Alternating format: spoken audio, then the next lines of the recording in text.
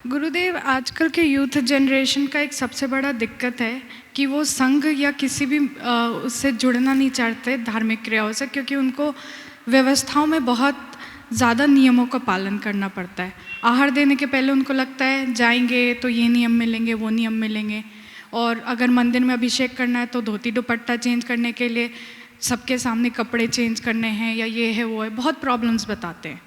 और उनको ऐसा लगता है कि अगर हमको धर्म करना है तो क्या खाने पीने का त्याग करने से धर्म होता है क्या, और चीज़ें करने से धर्म नहीं होता है क्या, भावनाएं इम्पॉर्टेंट होती हैं। तो ऐसे में हम उनको कैसे बोले कि नहीं, ये कैसे उनके लिए इम्पॉर्टेंट और क्यों उनके लिए ज़रूरी है, मेरे तो इसके पास लिए मार्गदर्शन दें। मेरे पास तो सबसे ज़्यादा यूथ आते हैं, युवा आते हैं। हाँ। उसमें तुम भी शामिल हो। हाँ। आते हैं। हाँ। दरअसल युवाओं को धर्म ठीक तरीके से समझाने की ज़रूरत है। हमें केवल धार्मिक क्रियाओं तक सीमित रखने की जगह धर्म के आध्यात्मिक पक्ष का बोध कराना चाहिए। मैं तो कभी किसी को नियम नहीं देता। आप नहीं देते, लेकिन दूसरे संघ में देते हैं। देखता हूँ लोग इतने इतने सारे नियम ले लेते हैं कि उनका पूरा जीवन ही बदल जाता है। हम रिचुअल से स्पिरिचुअल की ओर बढ़े, ये हमारा लक्ष्य होना चाहिए। युवाओं को हम धर्म के प्रायोगिक रूप को बताएं, उसके प्रैक्टिकल एस्पेक्ट को दिखाएं, ताकि वो समझ सके और उन्हें इस चीज का एहसास कराएं कि धर्म के बिना कुछ नहीं होता। वो कैसे? मैं सम्मेद शिखर जी में था, एक परिवार आया, दिल्ली का परिवार था। परिवार में से माँ ने कहा, महाराज जी इससे कहो कि ये थोड़ा धर्म करे। वो मास्टर्स करके आया था यूएस से। मैं उसकी तरफ देखा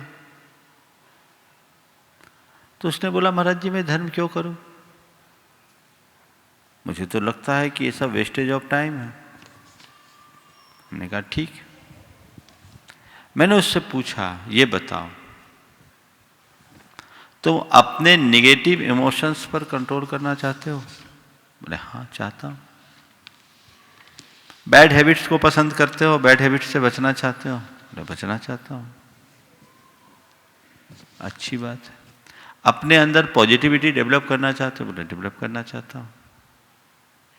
अच्छी हैबिट्स को अपनाना चाहते हो? बोले चाहता हूं। बोले यही तो धर्म है, यही तो धर्म है। बोले महाराज जी धर्म का ऐसा कोई रूप है तो मुझे उससे बड़ा इंटरेस्ट है, मैं आपसे चर्चा करना चाहूंगा। मैंने तो सोचा आप कहोगे माला फेरो, आप कहोगे पूजा करो, आप कहोगे अभिषेक करो, पर आप तो कुछ और बोल रहे हैं।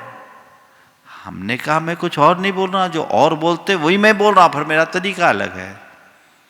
अपने नकारात्मकता को दूर हटाने के लिए, अपने अंदर की सकारात्मकता को बढ़ाने के लिए, अपनी बुराइयों और बुरी प्रवृत्तियों से मुक्ति पाने के लिए, अपने दोषों और दुर्बलताओं को दूर करने के लिए, अपने अच्छाइयों का विकास करने के लिए हमें कुछ करना है या नहीं? जरूरी। वो कैसे होगा? अच्छी पॉजिटिव सोच से। वो कैसे होगा? वो एक अच्छे अभ्यास से होगा, और इसी अच्छे अभ्यास और प्रैक्टिस का नाम ही तो धर्म है। तो व्यवस्थाओं की कमी की वजह से वो जुड़ना ही नहीं चाहते। बता रहा हूं, कमियां बताते रहते हैं। बता रहा हूं। व्यवस्थाओं में न उलझे, पहले अपनी अवस्था को संभाले, अवस्था की तरफ दृष्टि रखे, उसे दिखना चाहिए। और व्यवस्थाओं को लेकर के क्यों घबराता है? मैं उनसे पूछता हूं, जो युवाओं को धार्मिक कार्यों की व्यवस्थाओं को लेकर के कठिनाई होती है, उनसे मैं पूछना चाहता हूं कि कभी आप किसी थिएटर में जाते हो तो दूसरे की सीट में बैठते हो कि अपनी सीट पर? अपने पे। हाँ, अपने वाले पे। कहीं प्लेन या ट्रेन में जाना होता है तो अपनी जगह पर बैठते हो कि दूसरे की जगह पर? कहीं भी बैठ जाते हो? नहीं, अपनी प्लेस। हाँ, अपनी प्लेस। एक युवक था, वो मेडिकल कर रहा था, मेडिकल कॉलेज में पीजी कर रहा था। उसने मुझसे कहा, महाराज जी आप लोग हमसे आहार हम देना चाहते पर धोती नहीं पहनना चाहते। हमने कहा ठीक है भैया, तुम तो डॉक्टर हो? बोले हाँ डॉक्टर हूं। कोट पहना था? बोले कौन? सफेद कोट पहना? बोले हाँ। बोले कॉलेज इसी सफ़ेद कोट को पहन कर जाते हैं। बोला सफ़ेद, बोले काला कोट पहन करके क्यों नहीं चले जाते? बोले महाराज ये तो हमारा ड्रेस कोड है। तो हमने कहा ये भी मेरा ड्रेस कोड है।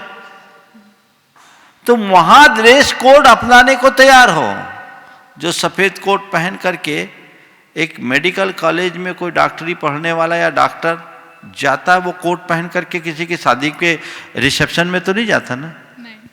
लेकिन वहां वो पहन लेता है ना। तो जब तुम वहां सफेद कोट पहनने को तैयार हो, तो भगवान का अभिषेक करने के पवित्र भाव को बढ़ाने के लिए, गुरुओं को आहार देने के लिए सफेद धोती पहनने में क्या ऐतराज है? ये तो हमारी सांस्कृतिक पहचान है। धोती पहनना कोई अपराध है क्या?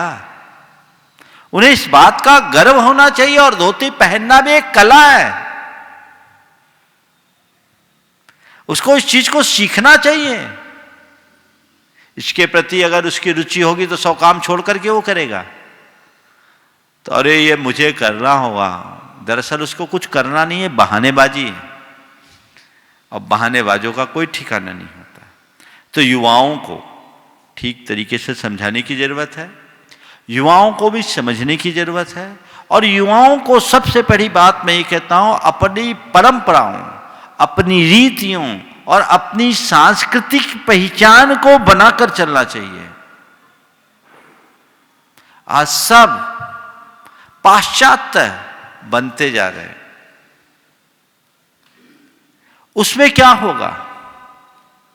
तुम किसी विदेशी के पास सूट बूट पहनकर जाओगे तो वो तुमसे अच्छा पहन करके आ सकता है, लेकिन धोती कुर्ता और साफा बांध कर जाओगे ना, तो वो तुम्हारी बराबरी 3 काल में नहीं कर सकेगा। कर पाएगा क्या? उसे कांच लगाते बनेगी ही नहीं। हाँ? इसलिए अपनी भाषा, भूषा, भोजन और भेषज, इन सब पर अपना ध्यान होना चाहिए। तो युवाओं को इसमें गर्व होना चाहिए, सीखने के लिए उत्साहित होना चाहिए। कहते नेहरू जी एक बार अपने किसी विदेशी मित्र से मिले। ऐसे तो चूड़ीदार पहनते थे पर धोती पहने हुए थे। तो उनकी पीछे की कांच थोड़ी ढीली थी, तो कांच थोड़ी सी झूल रही थी। तो उनके इस विदेशी मित्र को मजाक सूझी। उनने उनके कांच को हिलाते हुए कहा, what is this? Nehru ji पलटकर उसके गले की टाई को पकड़े, बोले व्हाट इज दिस? गले की टाई पकड़े, व्हाट इज दिस? उसने कहा this is my neck tie. तो उन्होंने कहा this is my back tie. सोचने की क्या बात है? सगर्वित होकर हमें अपना काम करना चाहिए। इसलिए मैं तुम्हारे सवाल के माध्यम से उन तमाम युवाओं से कहता हूं कि तुम धार्मिक क्रियाओं से दूर मत भागो। अंततः जीवन का समाधान यही है। जब 35-40 की उम्र पार करते ना, गाड़ियां दच के खाती है, तभी वर्कशॉप में आती है। 20-25 तक तो सबकी अलग जिंदगी होती, क्योंकि अभी गाड़ी फर्राटे से चल रही है। लेकिन ध्यान रखना, अपने जीवन का प्रबंध है, अपने स्ट्रेस को मैनेज करने के लिए, अपनी लाइफ को मैनेज करने के लिए अंततः हमें धर्म की ही शरण आना पड़ेगा। इसके अलावा और कोई रास्ता नहीं। तो उन युवाओं के ऊपर धर्म की परंपरा को आगे बढ़ाने का गुरुतर दायित्व है। उन्हें खुद आगे आकर करना होगा। प्रेरणा लेना चाहिए। आचार्य महाराज ने भरे यौवन में मुनि व्रत को धारण करके आचार्यत्व को अंगीकार किया, और आज उनका पूरा संघ बाल ब्रह्मचारी और युवा संघ आगे बढ़ रहा है।